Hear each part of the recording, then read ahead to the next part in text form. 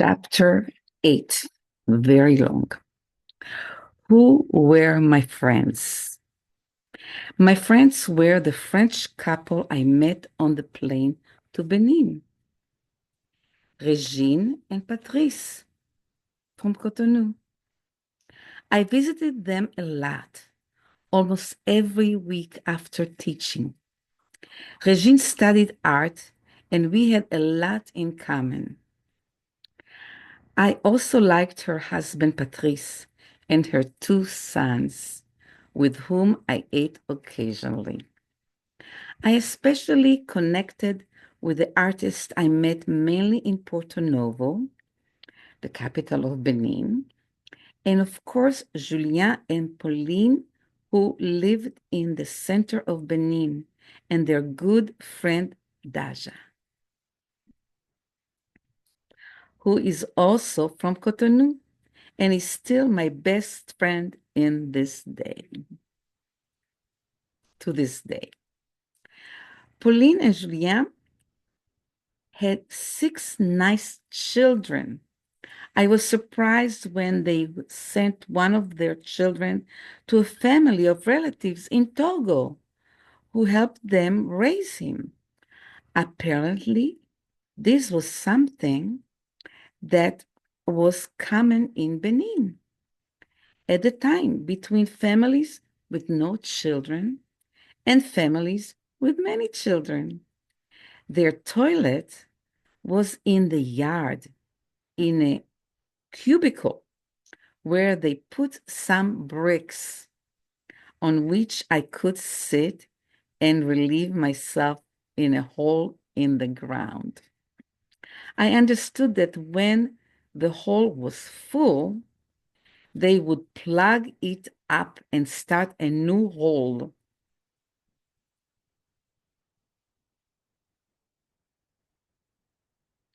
in the ground.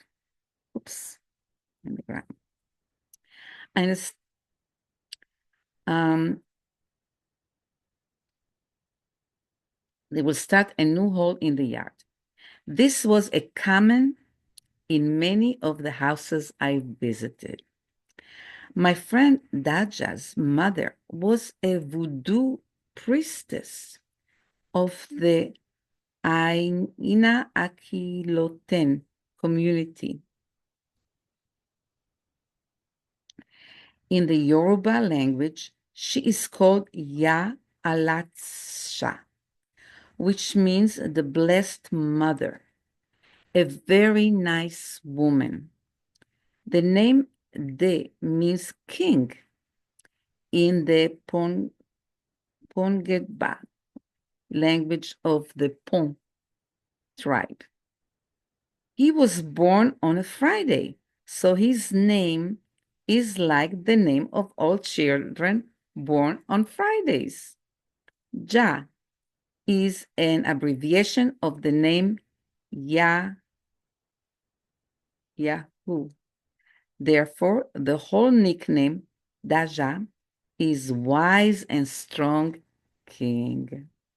Daja is an architect, singer, and also a great painter. I invited him to visit us in Chicago to present his work at an exhibition. I organized at Northeastern Illinois University, my university in Chicago. When he visited Chicago, he stayed with us for a month and then moved in with my friend Sheila, who gave him her guitar as a gift. He also lived with a student of mine for about a week.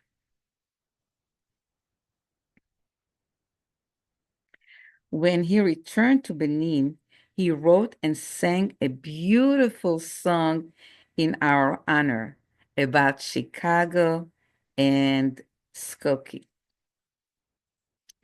where we lived at the time, and even released a record. He currently directs a group of painters that I supported and with whom I organized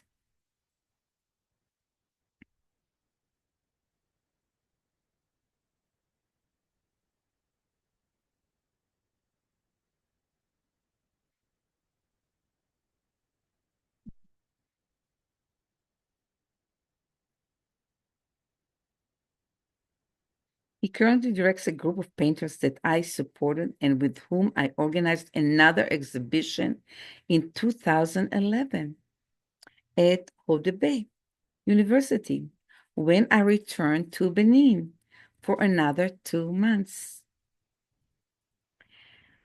Yuta, the wife of the German ambassador, and her husband Peter were my good friends. I met the ambassador when he came to the institute one day for a visit and also came into my class. We chatted and became good friends. I also had two local friends. One was a cashier named Radegund, a local, of course, whom I met at the food store in Porto Novo. I visited her house where I discovered what a toilet in Benin was without running water. She had a daughter who had a white doll that had probably come from some donation from France. She carried her on her back, like many mothers in Benin do with their small children. The other local woman sold beautiful shirts and clothes from house to house. Slowly, I got to know a few more locals: a lawyer, a teacher, an architect, and more. Of course, my French neighbors were also my friends, but I was more interested in connecting with the locals. The French had big, efficient cars that knew how to handle the rough roads. Sometimes on weekends, I would drive to the seaside in Cotonou in these big French cars and spend time with them. The beach was beautiful with palm trees along the length. We could barely get into the water because there was usually a lot of driftwood and there was no lifeguard on the beach to watch us. Every now and then, jewelry sellers would pass by and I would buy something pretty, cheap here and there. And I brought back as souvenirs for my friends in America. Many locals wanted to get in touch with me, but I didn't trust them all. Some wanted me for romantic purposes because I was without a man. Others wanted to take advantage of me financially because on the other hand, I was a millionaire. Of course, everyone was interested in me because I was the white foreigner and therefore interesting. So I decided to only connect with artists whom I trusted to be honest and authentic. I liked their approach to life.